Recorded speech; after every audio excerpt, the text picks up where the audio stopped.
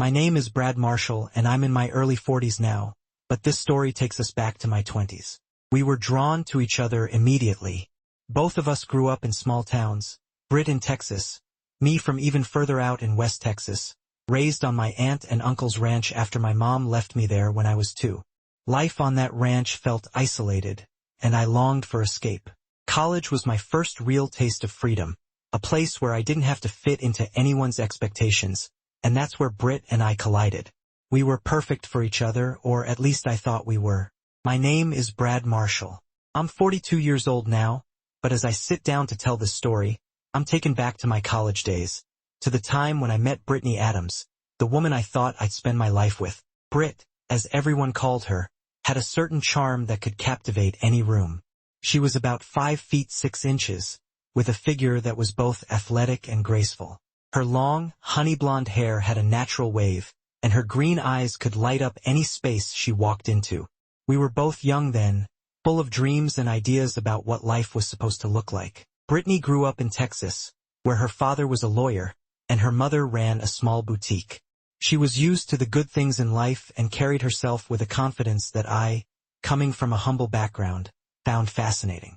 My own upbringing was far different. Born and raised in West Texas, I was left with my aunt and uncle on their ranch when I was 2 years old. My mother, barely out of her teens when she had me, had nowhere to turn. My aunt and uncle did their best to raise me alongside their 5 kids, treating me as one of their own.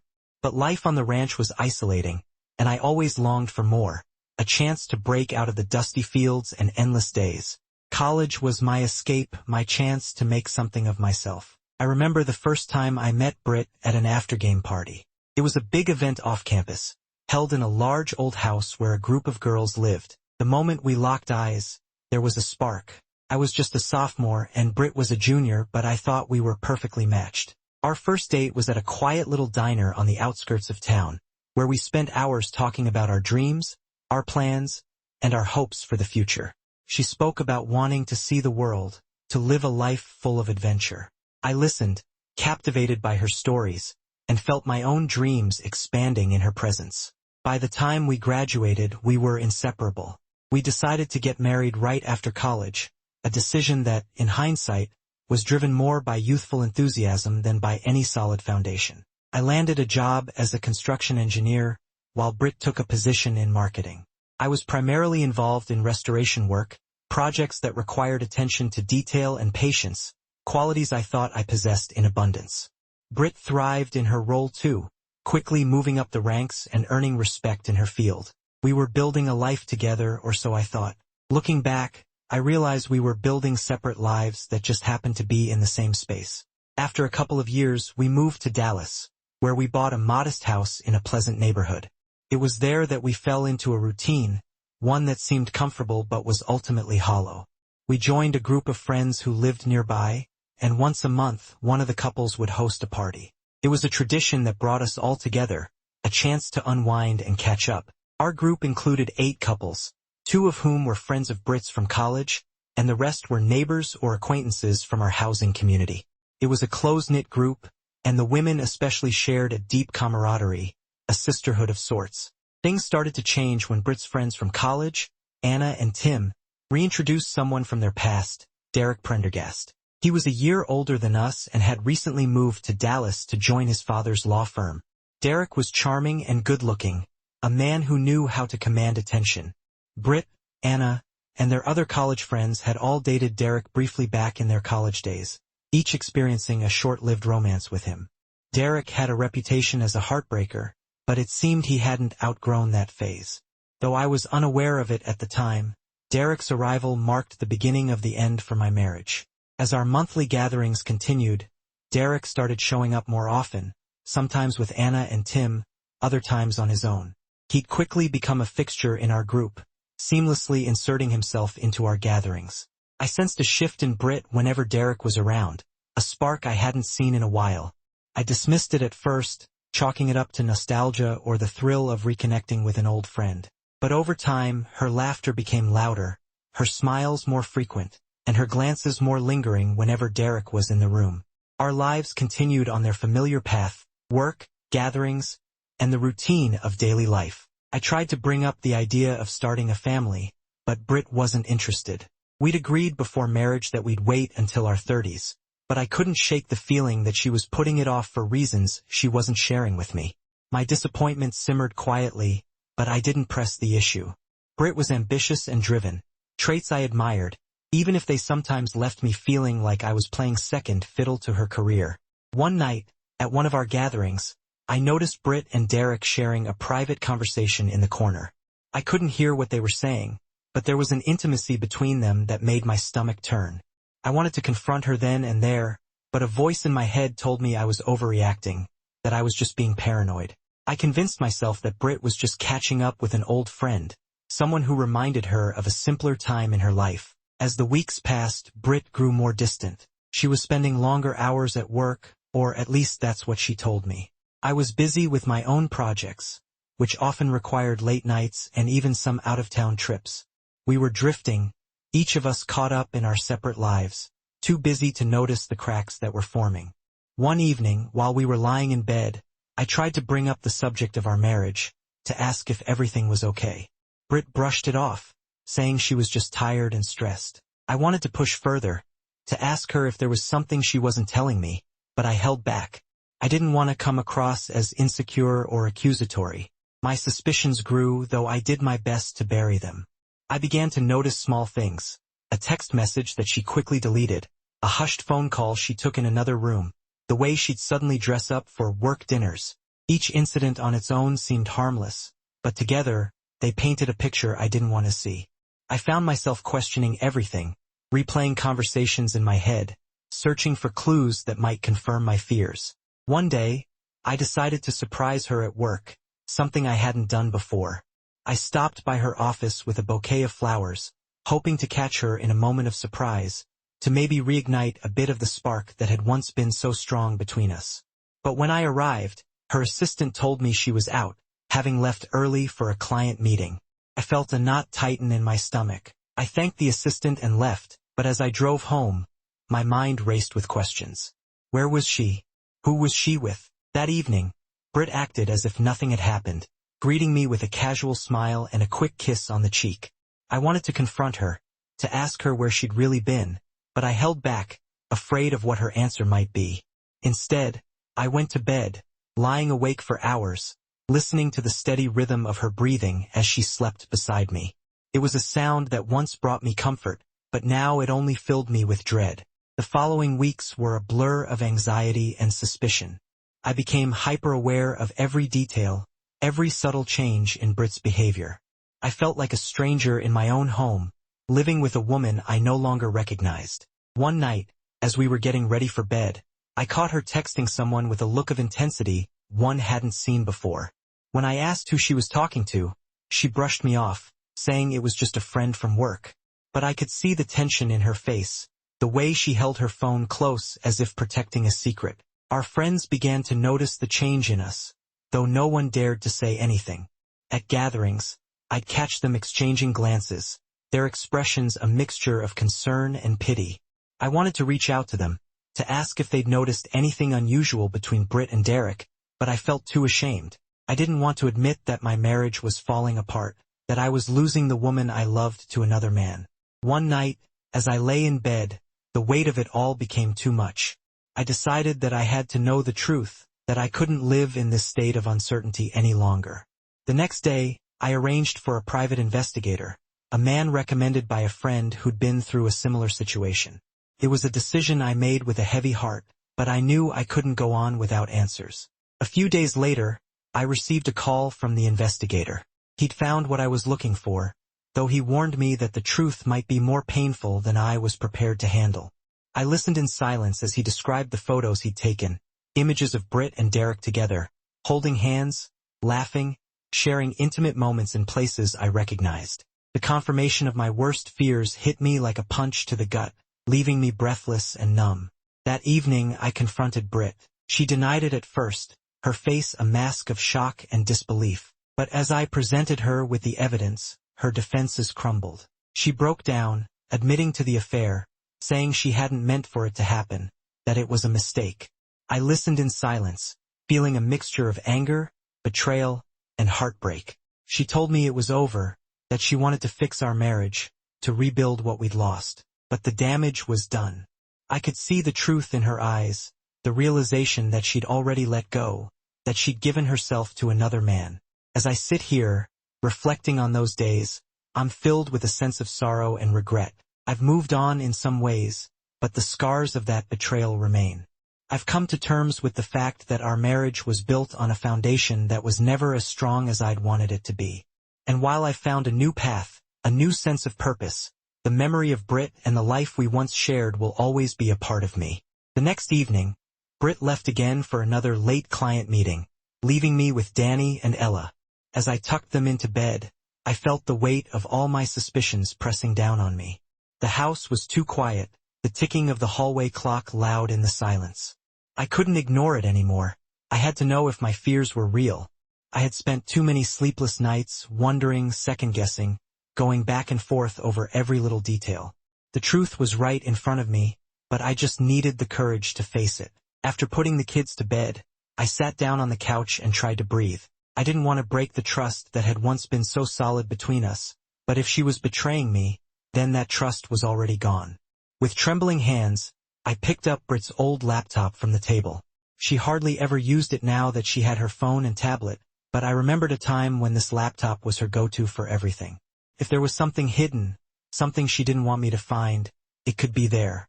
I powered it up and waited as the familiar screen flickered to life. Her passwords had never been a secret from me, and I knew enough of her usual combinations to get in without too much trouble. The email loaded, the screen casting a blue glow across the dim room, and I took a steadying breath before I clicked into her inbox. At first, there wasn't anything unusual, just the usual flood of spam and work emails, client updates, and a few newsletters she'd subscribed to. But then, as I scrolled further, I noticed a message thread from someone named Jay. My pulse quickened, and I clicked on it. There it was, clear as day, a thread of messages exchanged late at night, each one more intimate than the last. My stomach twisted as I read the words, seeing how familiar they were, how she laughed and joked with him in the same way she once did with me. The texts were suggestive, filled with inside jokes and references to meetings I hadn't known about. I could barely breathe as I read one message where he asked if they could meet again soon, and she had replied with a heart emoji and a simple, "I'd like that." I kept reading, unable to stop, my chest tightening with each word. I had thought my worst fear was finding out Brit was lying to me, but this was something else entirely. It felt as though she had built a new world for herself, one where I didn't belong. I shut the laptop, unable to read more. It was all too much. My mind was racing, a mix of disbelief, betrayal, and a strange, deep sadness I hadn't expected. I wanted to confront her, to demand answers right then and there. But at the same time, I couldn't bear the thought of facing her, of hearing her deny it or, worse, confirm that she had been with someone else. It was like standing on the edge of a cliff, knowing that the next step would send me plunging into a darkness I might never escape from. I spent the next hour pacing around the house, my thoughts going in circles, trying to figure out what I should do. Part of me wanted to confront her, to ask her straight up if there was someone else. But another part of me felt paralyzed, unable to move or act, as if doing so would make it all too real. I wasn't ready to face that truth yet. Instead, I decided to find out more. I needed concrete evidence, something undeniable. So, I started checking her calendar, her recent calls, and even the photos on her tablet, looking for any clue that could confirm my suspicions. As I sifted through her digital life, I felt a strange sense of detachment, as if I were an outsider looking into someone else's world. It was unsettling, seeing this side of Brit that I didn't recognize. There were photos of her with her friends, of course, and pictures from our family trips. But then I found a few photos that were taken at odd times, like in the middle of the day, in places I didn't recognize. In one photo, she was sitting in a cafe, smiling at the camera with a look that sent a chill down my spine. I knew that smile. It was the one she used to give me when we first started dating, a smile that said, "You're the only one I see." I kept digging, my heart pounding with every new discovery. It was as if I had opened a door I couldn't close, each piece of evidence pulling me deeper into a nightmare I couldn't wake from. I knew that this was only the beginning, that there was more I hadn't seen yet, but I couldn't stop myself. I needed to know everything, to see the full picture of what my life had become. A few days passed, each one feeling longer than the last, filled with strained conversations and forced smiles. Brit seemed oblivious to my growing anxiety, going about her routine as if nothing was wrong.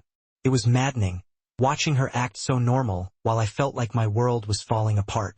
I wanted to scream, to ask her how she could look me in the eye and pretend that everything was okay. But I held back, waiting for the right moment to confront her. One night, I decided to follow her. I told myself that this was the only way to get the truth, that I needed to see it with my own eyes. So, when she said she was going out to meet a client, I waited a few minutes and then slipped out of the house, keeping a safe distance as I trailed her through the city streets. My hands were shaking as I drove, my mind racing with 1,000 scenarios of what I might find. She drove across town to a quiet neighborhood I didn't recognize, eventually parking in front of a small, unassuming house. I parked a few blocks away and watched as she got out of the car, glancing around before making her way to the front door. She knocked, and after a moment, a man opened the door and let her in. I couldn't see his face, but I didn't need to.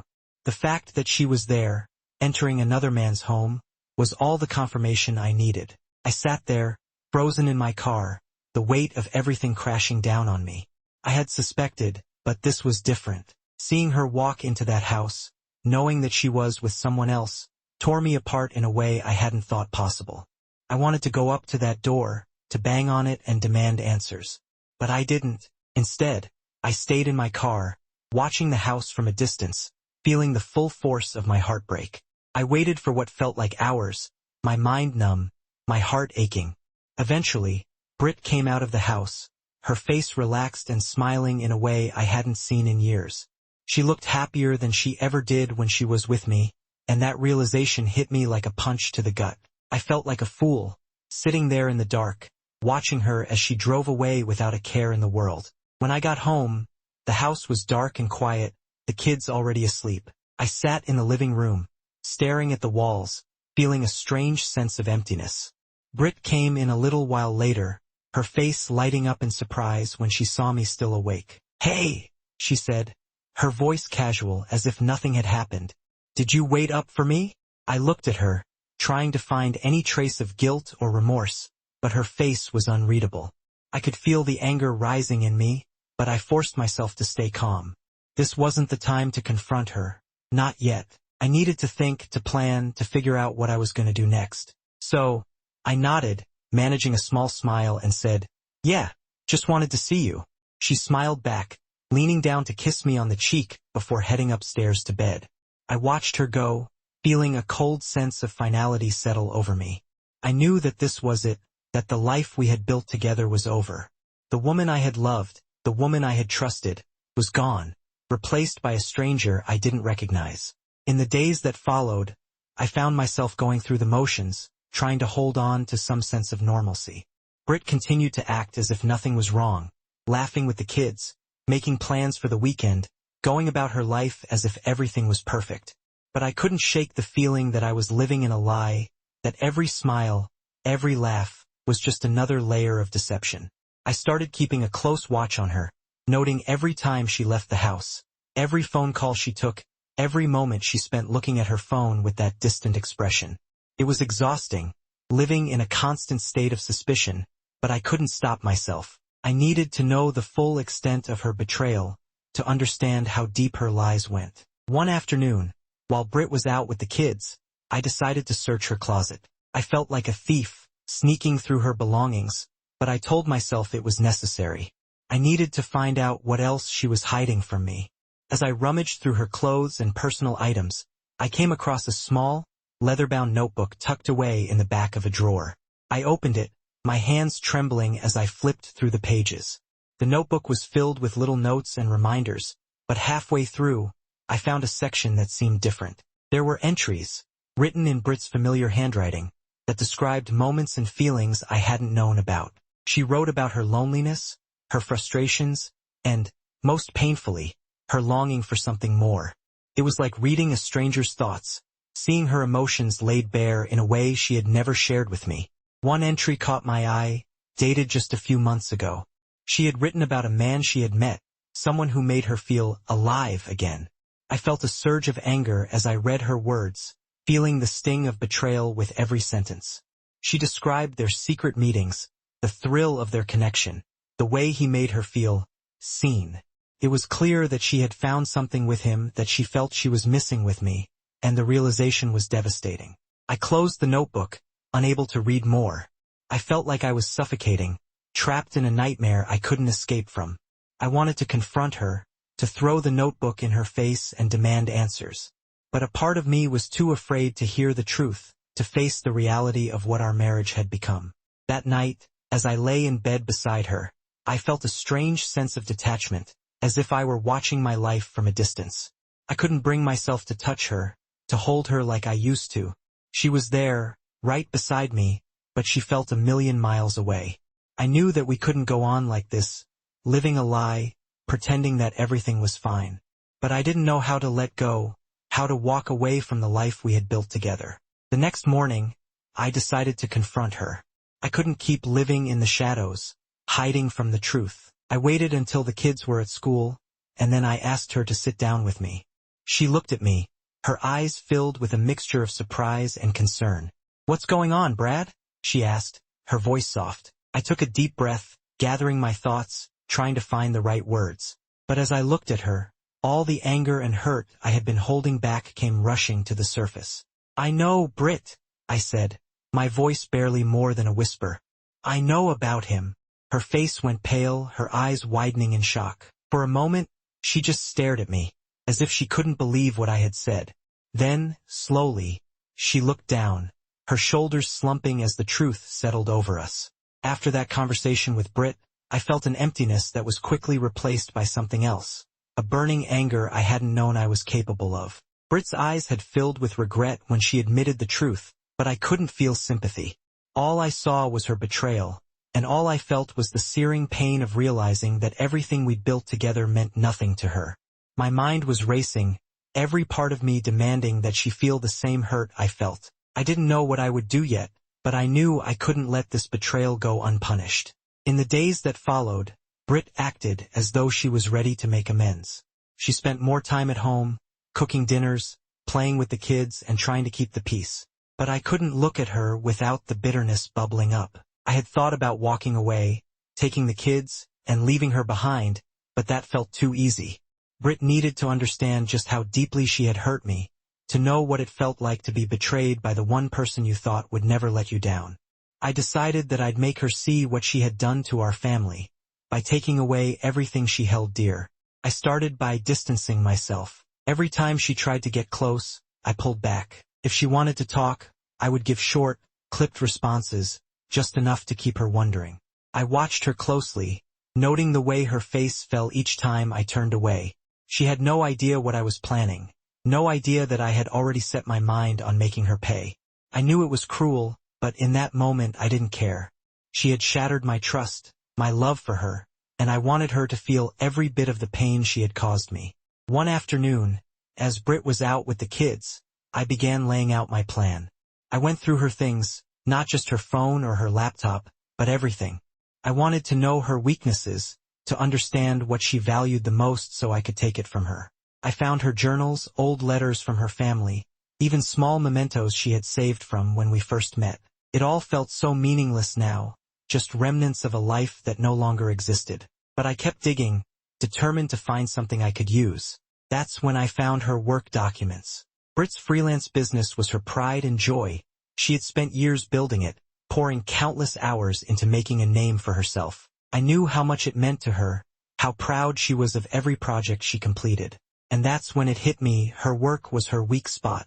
If I wanted to hurt her, really hurt her, I'd start there. I waited a few more days, pretending that everything was normal. I went to work, came home, and went through the motions of family life. Brit seemed to relax, thinking that maybe I had forgiven her. But every time she smiled at me, every time she tried to hold my hand, I felt the sting of her betrayal all over again. I didn't want her love anymore, I wanted her regret. Finally, the day came when I put my plan into action.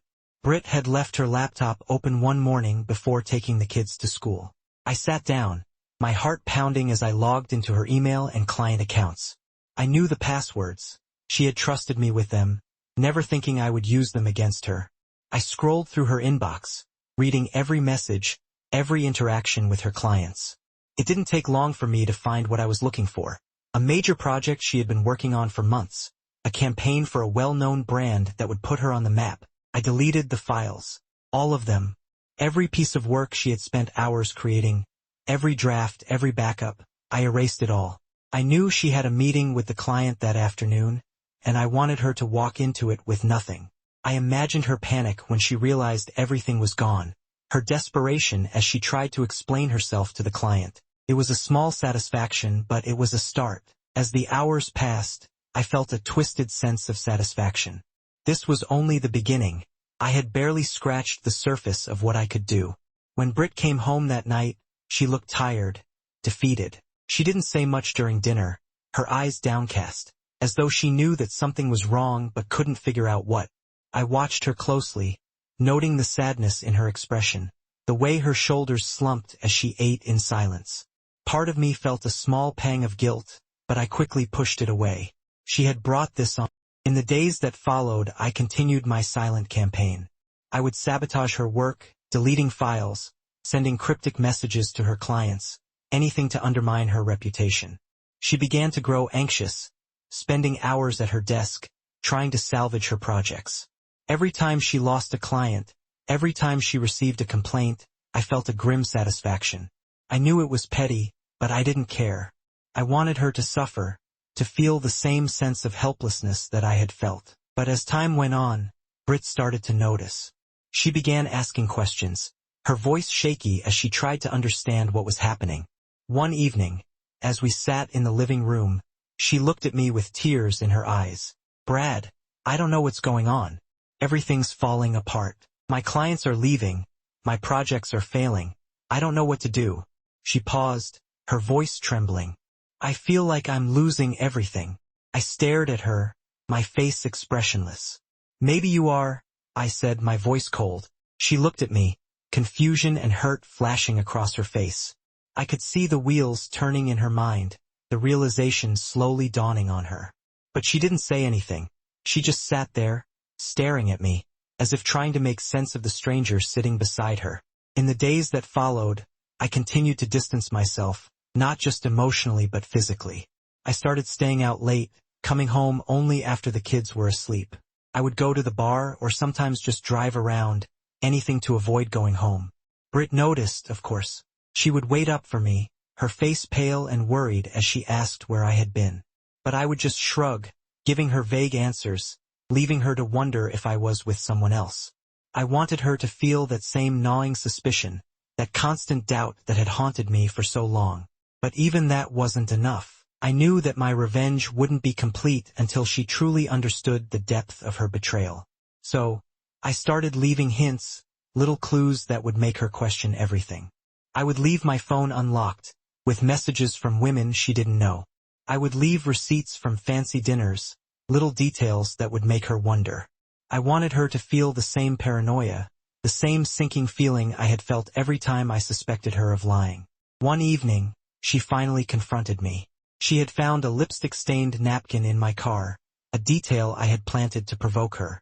She held it up, her eyes filled with hurt and anger. "Is this your way of getting back at me?" she demanded, her voice shaking. "Are you trying to make me feel the way you felt?" I looked at her, my face a mask of indifference. "Maybe," I replied, my voice cold. "Maybe I want you to know what it feels like to be betrayed." She stared at me, her face crumbling as she realized the truth. I could see the guilt in her eyes, the regret that she had kept hidden for so long. But it wasn't enough. I wanted her to feel the full weight of her actions, to understand that her betrayal had consequences. From that day on, things changed between us. Brit became quieter, more withdrawn. She no longer tried to reach out to me, no longer tried to make amends. It was as if she had accepted her fate, resigned herself to the life we were now living. But I wasn't done yet. There was still one last piece of my plan, one final step that would ensure she never forgot the pain she had caused me. I began documenting everything, the messages, the meetings, every little piece of evidence that pointed to her infidelity. I kept it all in a folder, carefully organized, waiting for the right moment to use it. I knew that if I ever decided to end things, I would have everything I needed to take full custody of the kids. I would make sure that she was left with nothing, that she would lose not only her family but also her reputation. But as the weeks passed, I found myself growing tired. The anger that had once fueled me began to fade, replaced by a deep sadness that seemed to weigh me down. I had thought that revenge would bring me closure, that it would ease the pain of her betrayal. But instead, it left me feeling hollow, as though I had become a stranger to myself. I no longer recognized the man I had become, this cold, calculating person who was willing to destroy the woman he had once loved. One night, as I sat alone in the living room, I found myself thinking about the life we had built together, the memories we had shared. I remembered the nights we had spent talking until dawn, the way she had laughed, the way she had looked at me with so much love in her eyes. I realized that, despite everything, a part of me still loved her, still wanted to hold on to the life we had created. But I also knew that things could never go back to the way they were.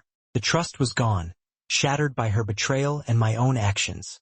We were both to blame, caught in a cycle of hurt and revenge that had only driven us further apart. As I sat there, lost in thought, Brit came downstairs. She looked at me, her eyes filled with sadness and regret. "Brad," she whispered, her voice barely audible. "I'm sorry. For everything." I looked at her, my own heart breaking as I saw the pain in her eyes. I wanted to forgive her, to let go of the anger and start over. But I knew that it wasn't that simple. We had both done things we couldn't take back, wounds that wouldn't heal with a simple apology. We sat in silence, the weight of our actions hanging heavy in the air. Neither of us spoke, both of us knowing that the damage had been done, that we were standing at a crossroads with no clear path forward. The silence stretched between us, the weight of everything unspoken pressing down like a physical force. I looked at Brit, her face etched with regret, her eyes reflecting a sadness I knew was mirrored in my own. Neither of us moved, as though one wrong word or gesture would shatter the fragile truce hanging between us. "I don't know if there's anything left to say," I finally said, my voice rough. I meant it. There were no words that could undo the hurt, no apology deep enough to erase what we'd both done. Every part of me felt exhausted, drained by the months of anger, betrayal, and regret.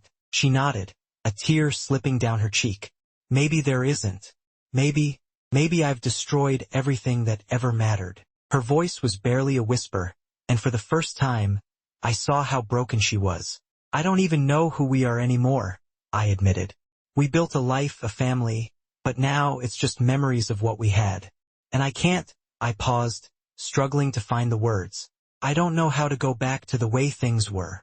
She looked at me with a desperation I hadn't seen before. "I know I betrayed you, and I don't expect you to forgive me. But if there's any chance at all," her voice broke, and she looked away, as though ashamed of her own hope. "I want to try." A bitter laugh escaped me, surprising both of us. "Try? Brit, I've spent months tearing apart every good thing we ever had. We've hurt each other in ways that I'm not sure we'll ever recover from." "I know," she whispered, "but maybe we can learn to let go. Maybe it doesn't have to end like this."